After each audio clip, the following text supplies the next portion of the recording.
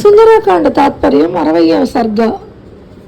హనుమంతుని మాటలు విని వారి పుత్రుడైన అంగదుడు ఇలా అన్నాడు: ఓ వానర వీరులారా, సీతాదేవి జాడ తెలుసుకున్న తర్వాత ఆమెను మనతో తోడ్కొని పోకుండా మహాత్ముడైన రాముని వద్దకు మనం వెళ్ళడం సబబు కాదని భావిస్తున్నాను.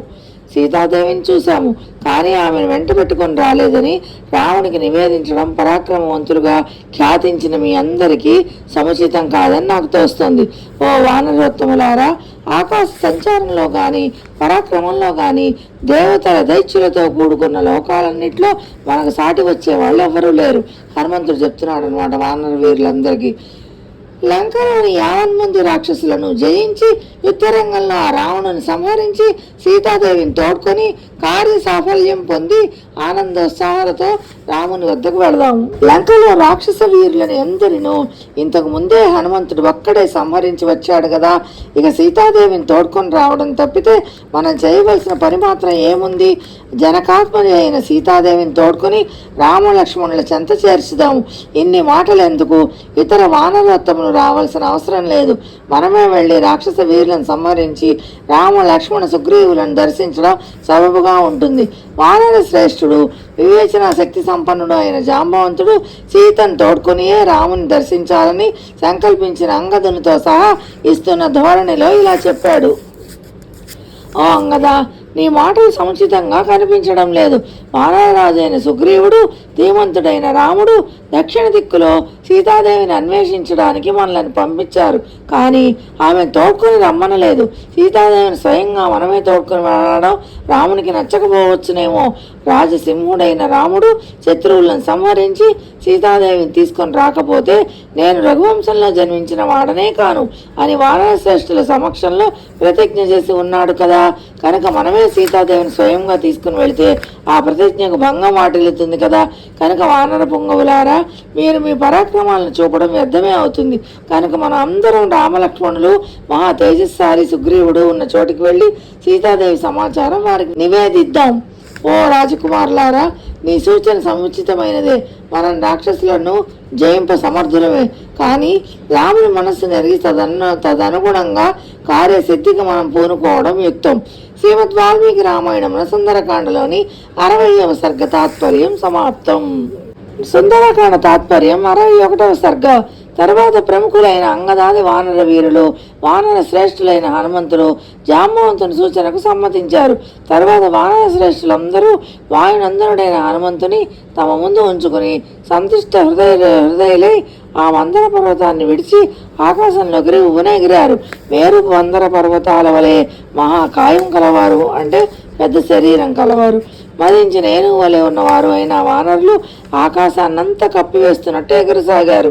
గొప్ప ప్రజ్ఞాశాలి, అమిత బల సంపన్నుడు, మహావేగవంతుడు, సకల ప్రాణుల గౌరవ ఆదరణలు చూరగొన్నవాడు అయిన హనుమంతుని వారు తమ చూపులతో మోస్తున్నట్లు రెప్పపాటు లేని దృష్టితో చూస్తూ సాగిపోతున్నారు.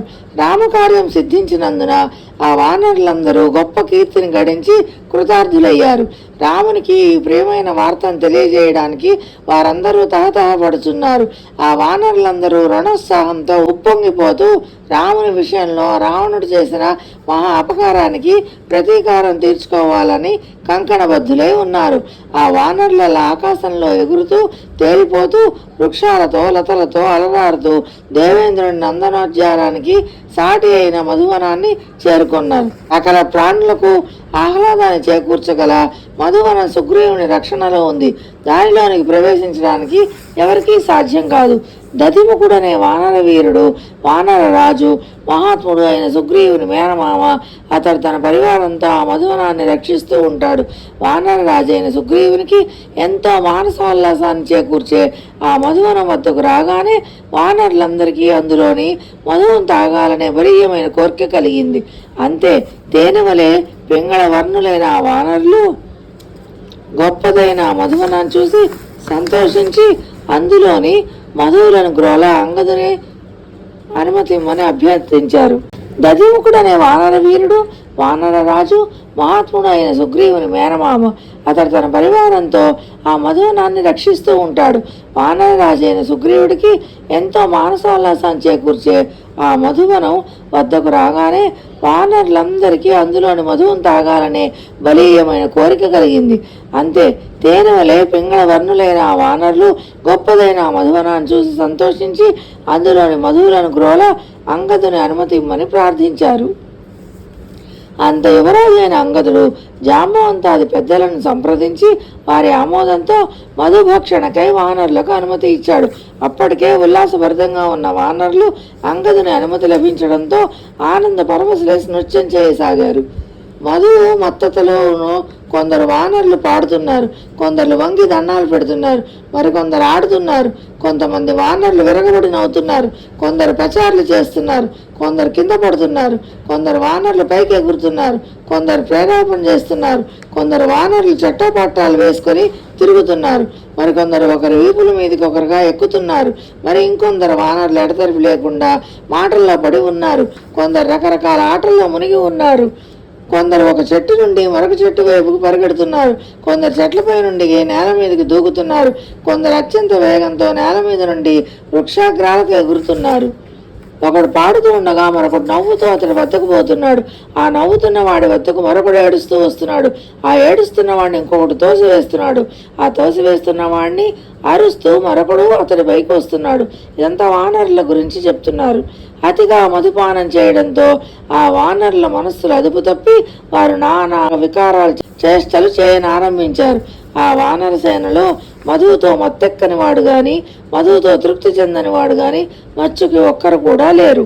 ఆ వానరులు అడ్డు అదుపు లేకుండా మధువులను గ్రోలుతూ పళ్లను భక్షిస్తూ ఆకులతో పువ్వులతో శోభస్కరంగా ఉన్న చెట్లను ధ్వంసం చేస్తూ ఉంటే వనపాలకుడైన దదిముకుడు కోపంతో వారిని వారించడానికి ప్రయత్నించాడు. మధువన రక్షకుడు వానర వీరుల్లో వృద్ధుడు తేజవంతుడు అయిన దదిముకుని ఖాతరు చేయక వానరులు మితిమీరి ప్రవర్తిస్తూ అతన్నే బెదిరించసాగారు. అప్పుడు అతడు ఆ వనాన్ని రక్షింప ఇతర మార్గాలను గురించి యోచించసాగాడు. సామ్యత ప్రయోజనం లేదనుకుని దదిముకుడు కొందరు వానరులను చెడమడా తిట్టాడు, కొందరిని అరచేతులతో చర్చాడు, మరికొందరితో తగువ పెట్టుకున్నాడు, ఇంకొందరిని సామోపాయంతో బ్రతిమలాడాడు. సాధికారక పూర్వకమైన పదజాలంతోనూ బల ప్రయోగంతోనూ ఆ వనపాలకుడు తమను అధిక్షేపించాడని చిత్తుగా మత్తులో ఉన్న వానరులు తాము చేస్తున్నది తప్పు అని కూడా భావించక ఆ దదిముకుడిని బలవంతంగా అటు ఇటు ఈడవడం మొదలుపెట్టారు. పూర్తిగా మత్తు ప్రభావంలో ఉన్న వానరులు ఆ దదిముకుని గోళ్లతో రక్కి దంతాలతో కొరికి బాగా గాయపరిచారు. అంతటితో ఆగక తమ కాళ్లతో చేతులతో యావత్తు మధువనాన్ని ధ్వంసం చేయడం ప్రారంభించారు. శ్రీమద్ వాల్మీకి రామాయణమున సుందరకాండలోని 61వ సర్గ తాత్పర్యం సమాప్తం. Hi friends, welcome to Radha's all in one. Please like, share and subscribe my channel. Comment also please. Thank you for watching.